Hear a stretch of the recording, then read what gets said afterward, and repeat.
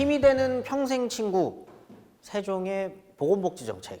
힘이 되는 평생 친구가 보건복지부의 그 홈페이지 이름이더라고요. 굉장히 좀 좋네요. 예, 멋져 보여가지고. 멋있어요. 힘이 되는 느낌 있지 평생 않습니까? 친구. 뭔가 만나면 좋은 친구 같다.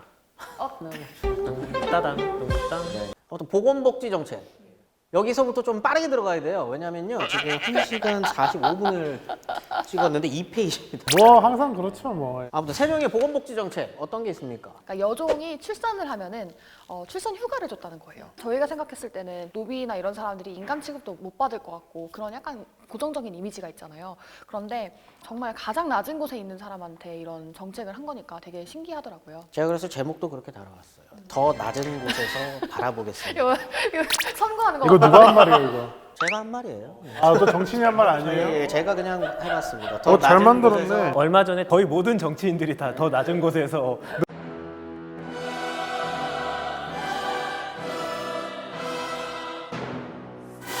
출산한 그 여종에게 출산 전에 한 달, 그리고 출산 후 일주일의 그런 휴가를 원래 주는 법이 있었어요. 좀 짜네요.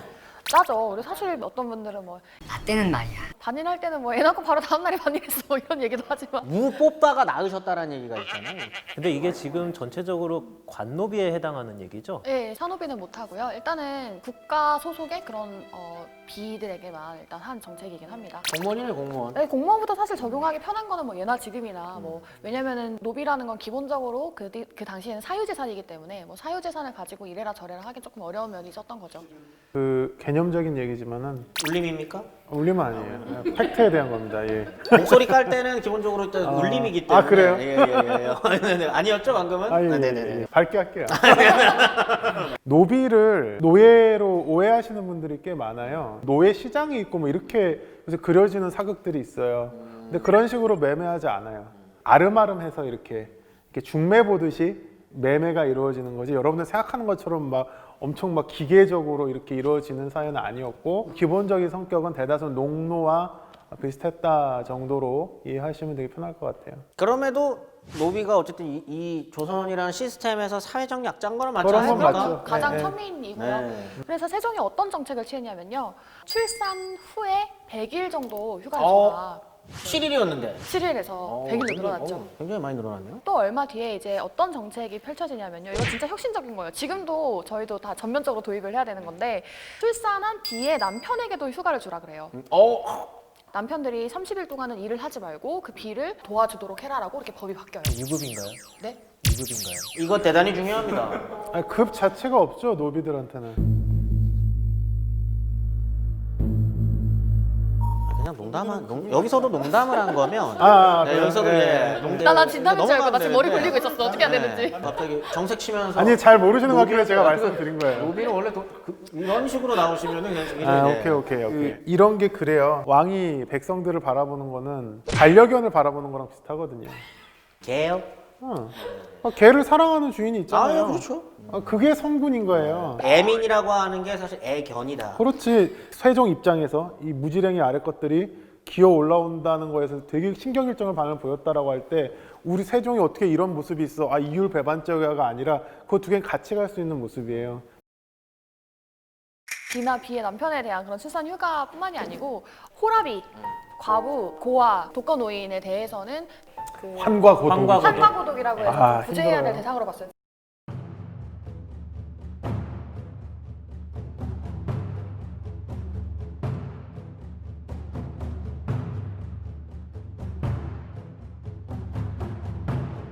또 저는 이걸 보고 약간 감동받았는데 돈이 없어서 장례를 못 치르는 사람들한테는 장례를 치러줘야 된다 해서 장례를 치러주도록 명하기도 해요.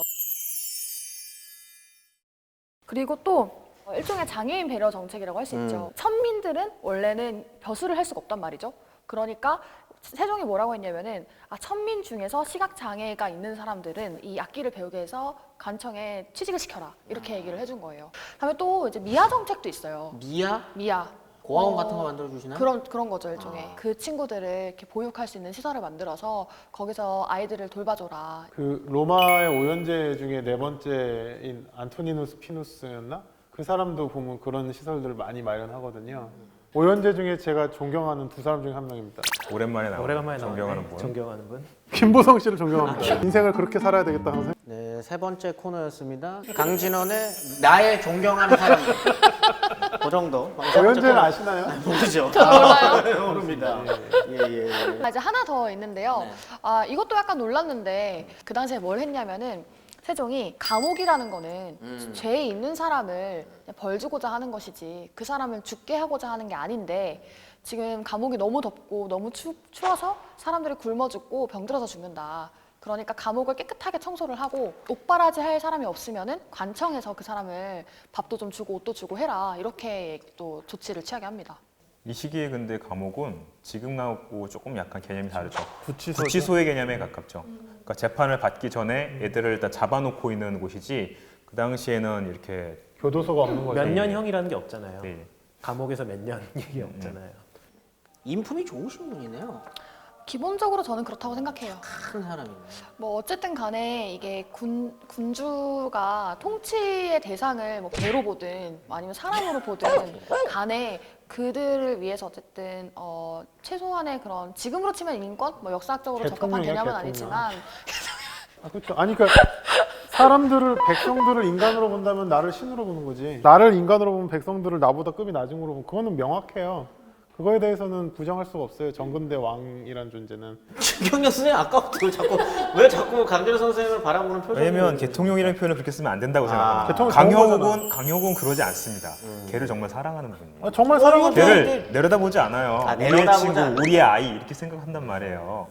여러분들이 세종 같은 사람이 21세기에 나타나면 좋겠다라고 하는데 그거는 그 시대 속에서 세종의 그걸 얘기하는 거지. 세종이 정말 타임오프에서 이 시대에 나타나면 누구보다 무서운 독재자가 될 수도 있어요. 지금 시대에 떨어지면 지금 시대에 맞는 일을 하겠죠. 여기까지. 여기까지. 공무원들이 생각이 그렇거든요. 여기다 돈을 쓰면 내 월급 깎이는 거 아닌가? 이런 느낌이 들 수 있거든요. 그쵸, 그쵸. 신하들이 좀 반대하는 느낌을 가졌을 수도 있는데. 그러니까 사실 이제 예산 문제는 너무 중요하기는 한데요. 신하들도 이런 성리학적 이상에 공감했기 때문에 세종의 이런 정책을 전혀 반대하지 않았고요. 다음에 사실 이런 건 너무 작은 정책이라서 그렇게까지 뭐 반대를 하지는 않았던 것 같아요. 중요한 거는 이제 세종이 복지 정책을 왜 펼쳤느냐의 그쵸. 문제 아니겠습니까? 세종 하면은 이게 이꼴 성군 약간 이런 이미지가 있는 거잖아요. 네, 그게 왜 그런 거냐면은 드라마에서도 많이 다뤘던 뭐 애민의식. 도대체 그 애민의식이라는 게 뭔지 저희가 좀 논의를 해봐야 될 필요가 있는 거죠. 그 사랑의 본질이라는 게 네. 평등한 존재에서의 사랑이 아니잖아요. 아, 멍멍이 얘기를 하고 그러니까 싶은 거죠. 품어주고 긍휼히 여기는 거야. 여러분, 내가 얘한테서 뭘 더 받아내려고 하지 않고 좀 더 양보해줄 수 있고 좀 그런 모습이 정말 필요한 군주인데 유교적인 모습에서 그러니까 사실 지금 말씀하신 비유가 굉장히 정확한 게 이 세종의 그런 민본의식, 애민의식의 사실 사상적 근거는 유학, 그중에서도 성리학이에요. 성리학적인 입장에서 봤을 때는 당연히 통치자가 이 민들을 잘 통치해서 잘 먹여 살려줘야지 국가가 존립할 수 있는 것이기 때문에 단순히 내가 민들이 불쌍해서 뭐 이렇게 하는 거랑은 약간 차원이 다른 문제인 거죠. 그러니까 유학을 초월한 어떤 지도자로서 그리는 게 아니고 사실은 세종은 유학 속에서 유학의 이상 세계를 현실에 딱 구현하려고 한 사람이거든요. 그랬을 때 세종의 위대함이 드러나는 거는 자기가 그렇게 열심히 공부해가지고 알고 있었던 것을 그대로 실천했다라는 거예요. 어떻게 하면 강아지를 편하게 지낼 수 있을까? 이거 힘듭니다, 진짜로. 아니, 저도 옛날에 개 키워봤는데요. 다 이론은 알아. 강영욱 프로 보면 다 알아. 사실은 여러분들이 뭐 오해하시면 안 되는 게 물론 그 정도의 다 식견이 있으신 분들이겠지만 80%는 100% 해줄까요? 우리가 링컨이 실제로 그 말을 했다는 말도 있고 링컨이 한 건 맞는데 그 말의 오리지널이 링컨이 아니라는 말도 있는데 그 말이 뭘까요? 어브 더 피플, 바이 더 피플, 포 더 피플 할 때 민본이라고 하면 기실은 포 더 피플만 되는 거죠. 게티스버그 연서문에 나오는 거 근데 아니에요? 그 전에 그게 원래 다른 사람 했단 말도 있어. 표절이라고? 그걸 따왔다는 말이 있어요. 표절이라니. 따왔단 인용. 말이 있는데 그 for the people만 있는 거예요. 민본이라는 거는. 제가 생각했을 때 세종이 성리학적인 사상에 입각해서 백성들을 사랑하려고 했다. 뭐 이런 얘기들을 하면은 사실 좀 거부감이 들 수도 있어요. 왜냐면은 성리학이라는 건 되게 중국에서 나온 거고 자주성을 잃은 그런 느낌을 좀 들 수가 있고, 근데 그렇게 사실 생각할 필요가 없는 게 그 당시의 성리학은 지금의 민주주의 같은 거예요. 저희가 민주주의를 추구한다고 해서 민주주의의 발상지인 영국을 추종하는 건 아니잖아요. 그리스를 봐야죠. 그리스. 그리스. 고대 그리스 무시하지 마세요. 고대 그리스까지 가네. 고대 그리스를 추종하는 건 아니잖아요. 그런 것처럼 당시에 성리학을 추종한다고 해서 아주 일방향적으로 중국을 추종한다던가 그런 거랑은 또 거리가 있습니다. 좀 우리나라 그 사회 일반에서는 그런 게 있어요. 되게 자주와 차대. 사대를 대립하는 걸로 많이 보는데 그 두 개는 같이 갈 수 있는 관점이거든요. 우리 아버지가 되게 보면은 이렇게 독재 정권을 되게 싫어하거든요. 자주적인 대한민국을 꿈꾸면서 미국 제도를 이식하기를 바라는 거야. 태극기 집회에서는 항상 송조기가 따라 나오죠. 그분들은 미국의 하드웨어를 좋아하시는 게 아닐까요? 네네네. 어쨌든 두 개 같이 갈 수 있는 거죠. 그분들은 스스로가 애국자라고 생각하니까. 그러니까 우리 아버지 같은 경우는 소프트웨어를 좋아하니까 절해야 돼. 우리나라도 절해야 돼. 하면서 저게 선진국이야. 저게 강대국이야 막 하면서. 아버지 얘기를 하시니까 저희가 드립을 못 치네요.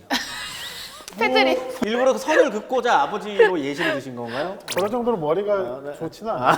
네네네. 이 정도로 그러면 세종의 복지 정책은 마무리하는 걸로 하겠습니다. 네. 세종이 여론조사를 했다. 17만 명한테 물었다고요? 네네네. 대단합니다. 어떤 거를 질문한 거죠? 그러니까 이게 처음에 조선 초에는 토지 제도를 어떻게 했냐면은 손실 답헌법이라는 어려운 말이 있어요. 그게 뭐냐면은 관리들이 각 지방에 돌아다니면서 다 그 해의 흉작도를 다 평가해가지고 얼마나 흉작이냐 흉작이 났는가를 고려해서 세금을 걷는 방식이었어요. 아, 저는 이때였으면 저는 과거 안 쳤을 것 같아요. 근데 그게 지금 말만 들어도 공무원이라면 정말 짜증났을 것 같아요. 이방이 해주고 이제 대충 관리들은 그걸 가지고 보고를 했겠죠. 이방한테 그냥 역시 이때부터 그럼- 조선적 DNA는 이때부터. 그건 호방이 하는 거예요, 호방. 네. 호방해야지. 호방이 이방은 인사를 관리하니까. 아, 근데 이제 문제는 그러다 보니까 방금 지적을 잘 해주셨는데 뭐 공무원들이 다 내려가서 일일이 밭을 조사하는 게 얼마나 큰일이에요. 지금도 못하는데. 그러다 보니까 지방마다 지방관 그리고 그 지방의 말단 관리들한테 그걸 맡겼단 말이에요. 근데 문제는 그 관리들이 중간에 장난질을 쳐요. 백성들은 내야 되는 게 많은데 국가에 들어오는 건 작게 되고 이제 이런 문제들이 생기는 데다가 게다가 행정력이라는 게 뭐 이걸 매해마다 그렇게 뭐 흉작했냐 풍작했냐 이 밭은 얼마나 났냐를 계산하는 건 너무 어려운 일이잖아요. 번잡스러운 일이죠. 그러니까 이제 이거를 고쳐야 된다 이런 문제가 지금 제기된 상황인 거죠. 이렇게 행정적으로 힘들고 중간에 부패가 발생하기 쉬운 구조를 어떻게 고쳐야 되는가? 어떻게 고쳐야 될 것 같으세요? 저한테 물어보시는 거예요? 토지 국유화해, 토지 국유화. 정전제해, 정전제. 저 너무 좋은 방법이네요. 이미 되게 많이 국유화되어 있는 상태잖아요 지금. 내가 많이 못 먹을 거면 남도 못 먹습니다. 제일 쉽게 할 수 있는 방법은 뭐냐면 전국 평균이 있으면 평균을 다 내가지고 평균 얼마니까 너네 그것만 내라고 하는 게 사실은 제일 쉬운 그런 방법인 거죠. 근데 이거를 시행하기 전에 세종이 정말 어마무시한 일을 벌이는데요. 토지세에 대한 생각이 어떤지 전 백성들한테 물어봐라 이렇게 조사를 한 거예요. 전 백성들에게. 전 백성은 못하지만 그래도 전현직 관리는 다 조사하게 하고요. 지방관 조사하게 하고요. 지방의 주요 백성들, 그래서 사료에서는 여염의 백성들에까지, 그러니까 그냥 일반 백성들한테까지 물어봐라.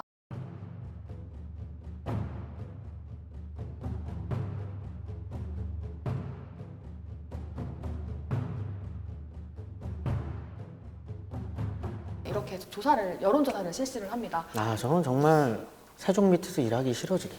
그 몇 명 조사했느냐면요. 정확하게 17만 2,806명한테 물어봐요. 이 시기에 조선 초의 인구가요. 많이 보는 사람은 600만으로 보거든요. 거기서 17만 명 하면 엄청난 거죠. 그럼 표본오차 없다고 지금으로 치면 봐도 돼요, 170만 명, 지금 치면 거의 200만 없는 명 거죠. 가까운 사람들을 전부 조사를 한 거예요. 그것도 엄청난- 5개월 만에. 200만 명을 지금도 아마 20만 명 조사하려면 야, 한 관리도 6개월씩 걸릴 수도 죽겠는데? 있어요. 관리들 그냥 발을 ጨ게 이렇게 써가면서 했을 거 아니에요, 이거. 그렇겠죠. 누가 찬성했고 누가 반대했고 이런 거 다 적었으니까. 대충 가라로 낸 사람도 있지 않을까? 뭐 그랬겠지만 뭐 그래도. 대단합니다. 네. 그래서 27만 2,806명에 대해서 한번 조사를 해봤더니 찬성이 한 57%, 반대가 약 한 43% 정도 나왔다고 해요. 근데 이게 진짜 재밌는 게 지역에 따라서 결과가 너무 다른 거예요. 경상도, 전라도, 경기도는 98% 이상이 찬성해요. 바꾸는 것에 대해서. 그런데 평안도, 한길도는 95%에서 99%까지 반대를 하고요. 그리고 강원도 88%, 항해도 77%, 충청도 66% 반대하는 거예요. 그럼 도대체 왜 이렇게 이북지방이랑 삼남지방이랑 차이가 클까요? 자꾸 저한테 물어보지 마세요. 내 옆에 선생님 질문은 있으니까. 저만 합니다. 저한테 묻지 마세요. Sorry. 네네네. 근데 충청도는 왜? 그러니까 그게 좀 의문이긴 해요. 충청도가 네. 경상도 전라도보다는 농사가 안 되죠. 경상도랑 전라도는 그때도 이미 그 소출이 굉장히 많이 나는 지역이에요. 그러면은 그 전에는 소출에 따라서 세금을 내기 때문에 그 전에 많이 냈는데 평균치로 내야 되게 되면은 세수가 줄어드니까 그럼 경상도랑 전라도 입장에서 너무 좋은 거죠. 좋죠. 근데 이제 함길도라든가 아니 평안도라든가 이런 지역은 이렇게 평야가 많지 않고 산간지방이잖아요. 기본적으로 고정세로 내게 되면은 세금을 많이 내야 되는 상황이 오는 거죠. 그러다 보니까 이 극단적으로 이렇게 여론이 갈리는 상황이 나온 거예요. 근데 원래 이 제도의 취지는 이 풍년이냐 흉년이냐에 따라서 세수가 들락날락하니까 요걸 평균으로 잡아서 정액제로 가자는 거예요. 이게 물론 나중에 다시 문제가 돼요. 풍년 들어서 조금 내는 건 누구나 좋아하지만 흉년 들었는데 더 내라고 하면은 다들 싫어하지 않겠냐. 싫기 이전에 생존의 문제가 생길 수도 있지 않겠냐라는 걸 신하들이 또 얘기를 해요. 조선이 기본적으로 그 상업에 대해서 좀 안 좋게 생각을 하잖아요. 이 끝을 막 다투는 일에 대해서 되게 윤리적으로 좋지 않다고 생각을 해요. 그렇기 때문에 사치도 굉장히 안 좋게 생각하기 때문에 최대한 그냥 우리가 적게 쓰고 검소하게 써야 된다. 이게 미덕인 거죠. 그러니까 세금도 최대한 적게. 그 당시 조선이 이렇게 가난한 나라는 아니에요. 근데 조선이 주변에 일본이나 중국에 비하면 상당히 가난한 나라인 건 사실인 것 아니 같아요. 1인당 GDP 비슷해요. 그래요? 뭐가 맞는 거예요? 누가 정리를 해줄 수 있네요. 나중에 팩트 체크.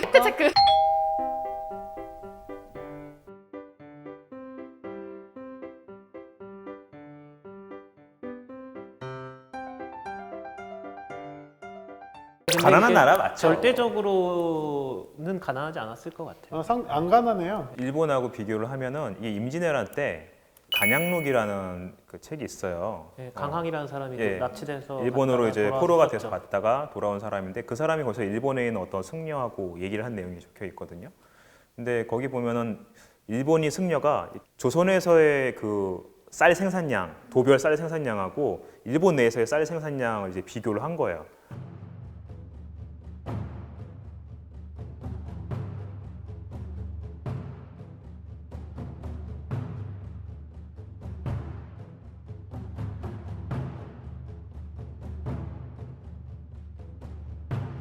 그 당시 임진왜란 당시에 일본의 쌀 생산량이 훨씬 높았던 거죠, 조선보다. 인구도 차이가 날걸요. 인구도 차이가 많이 나죠. 1.5배 차이 나고 19세기에 그 오스트리아에서 온 무슨 외국인이 쓴 기록이 있는데 그 사람이 이제 일본을 보고 온 거야. 보고 왔는데 한 얘기가 이 조선이란 나라는 엄청 부유한 사람은 없는데 엄청 가난한 사람도 없다고 써놨어요. 이게 조선이 바라는 그 지향점이에요.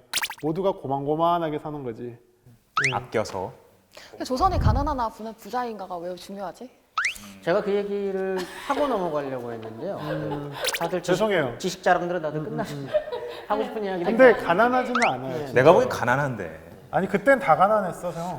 조선인들도 자기 입으로 맨날 우리나라는 가난한 나라 이런 얘기 되게 많이 아니, 하죠. 방금 이제 현수인 선생님이 근본적인 질문을 던지셨죠. 그게 궁금하잖아. 지금 중요하냐. 아니 나는 지금이 아니야. 나는 철학적인 질문이었어. 그런 자꾸 이렇게- 자잘한 거. 자꾸 이렇게 저 힘들게 하실 거예요? 하나만 더 말씀드리면 아, 예, 아직 안 끝나셨군요. 아니 그러니까 들어가십시오. 가난한 거에서 말씀을 예, 하셔서 들어가- 여러분들 그 근면혁명이라는 게 있어요. 네. 세계사 보면은 그게 뭐냐면 산업혁명 전에 근면혁명이 있었다라고 하는데 16세기부터 대략 한 세마로도 18세기 같은 건가? 전 세계적으로 모두 다 노력을 하는 시기가 있었다는 거예요. 그래서 이제 그때 근면혁명 시기, 그러니까 조선으로 치면 임난 이후부터 해서 정조 때까지야 대략 그 정도인데 나타난 특징 중에 하나가 평민들이 거울을 집에 놔두게 됐다는 거예요. 네, 거울을 보는 거야 이제. 거울이 그게 중요한가요? 의미하는 바가 뭐예요? 그러니까 그게 우리 보면 아무것도 아니잖아요. 그러니까 그 정도로 변화가 그게 혁명이라는 거예요. 그러니까 그 전에는 얼마나 가난한지 아시겠죠, 여러분. 그러니까 모든 세계가 정말 찢어지게 가난해요. 지금 죽겠다고요, 다. 유튜브로 보시는 분들이 제목들을 한번 다시 보세요. 오늘은 세종의 여론조사에 대해서 이야기를 하고 있고요. 어디에서부터 여기서 이렇게 갔는지는 모르겠지만 여론조사 결과 네. 어떻게 되는 겁니까? 결국 무기한 연기됩니다. 아, 무기한 연기. 네, 왜냐하면 지금 찬반이 너무 극단적으로 나눠져 있는 상황이어서 이걸 바로 시행하기가 어렵다고 아우, 판단을 진짜 해서 선구이시네. 그래서 이제 무기한 연기를 하고요. 밀어붙이지는 않으셨군요. 네, 그래서 안 했어요. 그리고 이제 나중에 한참 있다가 토지 제도를 좀 손보는 그런 것들이 되죠. 그리고 시작을 그렇게 하는 거죠. 찬성이 압도적으로 많이 나왔던 전라도, 경상도부터 시작을 해요. 또 재밌는 게 마지막에 나중으로 가면은 가장 낮은 등급으로 다 예, 동결되죠. 퉁쳐버리죠. 예, 예. 퉁쳐버리죠. 이게 여러분 조선이라는 나라예요. 제일 높은 쪽으로 끊는 게 아니라 제일 낮으로 다 끊어버리고 그래 나의 사랑스러운 백성들아. 저 정말로 백성을 사랑하는 왕들이었네요. 사랑해야만 조선의 해요. 왕들은 사랑을 해야만 해요. 해야만 하는. 예. 근데 제가 궁금했던 거는 세종이 도대체 왜 이렇게까지 사실 17만 명인 게 말이 17만 명이지 현대 인터넷 발달에도 쉽지가 않은데 요새 지금 200만 명. 예. 네, 그런 규모의 여론조사를 도대체 왜 했냐는 거예요. 정책을 그냥 시행을 하면 되지. 그거는 일종의 그 신하들과의 그 관계 속에서 좀 더 유리한 그 자료를 쥐고 있기 위한 거 아니었을까요? 근데 이거 시키는 건 호조에다 시켜요. 어? 신하들한테. 아니, 그러니까 당연히 일은 니네가 해라. 근데 어. 이 자료가 이제 나올 거 아니에요. 그랬을 때 세종은 예상을 한 거죠. 이러면 나한테 유리한 그 조사 결과가 나올 것이다라고 예상을 했겠죠. 근데 생각보다 시간이 많이 걸린 거는 압도적인 결과가 안 나왔기 때문이 아닐까? 제 생각에 별로 중요하지 않을 것 같기는 한 게 기본적으로 그 호조한테 계속 보고를 올리라고 여러 차례 이렇게 명령을 내리고 그래서 이제 호조가 지금으로 치면 약간 그 기획재정부 그런 그렇죠. 느낌이거든요. 거기서 그럼 계속 조사를 해서 보고를 하고 그걸 보고 판단을 하니까 이게 신하들과 이 임금이 같이 논의를 해서 데이터를 두고 이걸 어떻게 하자라고 논의하는 입장이었지 약간 대립하는 입장은 아니었던 것 같아요. 아니, 같이 이야기를 하더라도 임금이 생각하고 있는 어떤 그 지향점이 있는데 그 지향점을 설득하기에 좋은 자료를 만들려고 근데 했던 게 지금 아닐까 싶어요. 위 선생님 말씀이 되게 저는 좀 동감을 좀 표하고 싶은 게 세종이 얘기할 때 스타일이 좀 이거 그 근거 갖고 오라 그래요. 내가 A라고 하는데 B라고 하잖아. 그러면 그래? 하면서 갑자기 이제 집현전 애들한테 그거 전부터 찾아와 해갖고 야 여기 몇 페이지에 이게 있잖아. 여기 공자님 이렇게 말씀하신 게 있는데 하면서 나름대로 세종은 지금 자신 좀 있으니까 그 던진 거네요. 데이터나 그런 어떤 그런 거에 좀 집착을 한 스타일이긴 해요. 이 세금 제도라는 건 결국은 당사자는 세금을 내는 사람들이잖아요. 그럼 당사자인 너희들은 어떻게 생각하느냐 물을 필요가 있는 거죠. 근데 물론 일반적인 군주들은 그렇게까지 안 하는데 세종은 좀 특별한 면이 있었던 것 같기는 해요. 어쨌든 물었으니까. 묻고 그 결과가 나왔는데도 이게 완전히 확 기울어지지 않고 비등비등하고 지역별로 차이가 있고 실제로 이 세종의 이 정책에 대해서 많이 반대했던 사람이 바로 황희예요. 황희가 막 이거 너무 번잡해 이거대로 한다고 좋은 의도로 제도를 만든다고 해서 정말로 좋은 결과가 나오는 건 아니라고 주장을 하는 거죠. 그러니까 그런 문제에서 제도를 시행을 해가지고 그게 굉장히 큰 문제를 일으킬 수도 있기 때문에 신중하게 접근을 했다고 보는 게 맞을 것 같아요, 제 생각에. 최종적으로 결정은 어떻게 되느냐면 그래서 밭의 정도 수준하고 그리고 풍흉의 정도 이런 것들을 고려해가지고 세금을 거둘 수 있도록 조정을 하죠. 그래서 전분 6등법, 연분 9등법 이렇게 만들어가지고 최종적으로는 공법이 확립되면서 그 조세제도가 이후에 상당히 오랜 기간 동안 유지가 되죠. 한국사 시간에 이럴 때 주관식 문제로 되게 많이 출제됐었어요. 근데 지금 공무원 시험 문제도 많이 나와요. 그래요? 네. 제가 학교 다닐 때 이거 틀렸거든. 이런 거 왜 배우나 몰라. 우리 그때 지금까지 얘기해서 그런 거 왜 배우나 몰라. 아니 나는 이게 중요한 게 아니라 왜 이거를 했을까? 오늘날에 우리가 이 시점에서 우리가 조세제도를 받을 때 어떻게 얘기를 할 수 있을까? 이런 거를 생각해봐야지. 전 이거 아직도 생각나는데 이 연분 구등법이 생각이 안 나가지고 오가작통법이라고 썼거든. 지금 뭔가 지금 이가연 선생님이 방금 실수하셨어요. 왜요? 방금 그 울림 시간이었는데. 여러분들 이거 생각해 보셔야 돼요라고 하면 울림 시간이라는 거예요. 강진원의 울림 여기까지 마무리하는 걸로 하겠습니다. 훈민정음 창제의 비밀. 그러니까 여러분들 놀라실 준비를 하라 이 말이에요. 나라 말씀이 중국에 달아 문자로 서로 삼았디 아니하시 어린 왜 백성을 기르고자 그런 거왜 지랄하고 자빠져. 왜 현 선생님한테 저렇게 저런 사실은 다들 이거를 보기 위해서 수습하려고